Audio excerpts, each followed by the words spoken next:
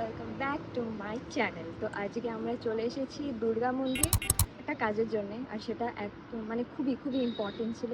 তো ওইটা হচ্ছে রেস্টুরেন্ট।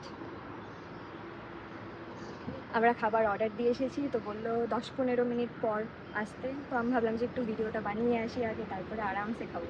তো ওই জন্যে, আর এটা হচ্ছে একদম নিরামিষ হোটেল, নামই তো দুর্গা মন্দির, তো নিরামিষ হোটেল তো হবে। তো ওই জন্যে আমি ভাবলাম আগে এখানে একটু শ্যুট করি, মানে আগে আমি এখানে শ্যুট করেছি, ওই জায়গাটা শ্যুট করেছি, কিন্তু একটু কালো উঠেছে, কিন্তু যেহেতু মহাদেবের সামনে তো চলতা হয়।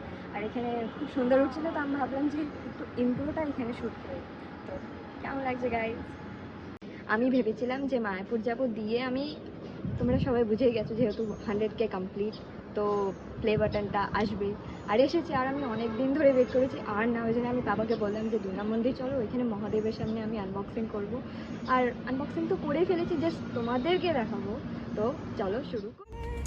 তো এইটা স্বপ্ন, মানে জীবনে আমি ভাবতে পারিনি যে আমি এত দূর এগিয়ে আসতে পারবো। তো যাই হোক,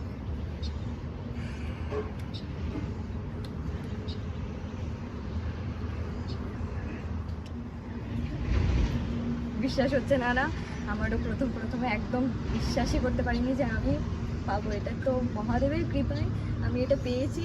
তো ধন্যবাদ, অনেক অনেক, কিছু বলার নেই জাস্ট। তো গাইস, তোমরা আশীর্বাদ করো যেন আমি আরও আরও আরও এগিয়ে যেতে পারি। তো সঙ্গে থাকো আর দেখতে থাকো। দেন আমি ভাবলাম যে তোমাদের একটু খাবারটাও দেখিয়ে দিই। আর আমরা এটা অর্ডার করেছিলাম স্পেশাল থালি। আর ওই যে হচ্ছে ওটা আমার ঠাম্মি। তারপরে হচ্ছে ঠাম্মিকে বললাম যে হাই করো, তো হাই করলো। তো পাপা, হ্যাঁ। আর তারপরে হচ্ছে মা, আর আমাকে কেউ তুলে দেয়নি। আর এটা আমার বোন। তারপরে তোমাদের মানে পোলাওটা যেহেতু পরে এসছে, তো আমি ভাবলাম যে আর একটা টেক তুলেই নিই, তো ওই জন্য আমি তুললাম। সো ভালো লাগলে গাইস কমেন্ট করো। ওকে, টাটা।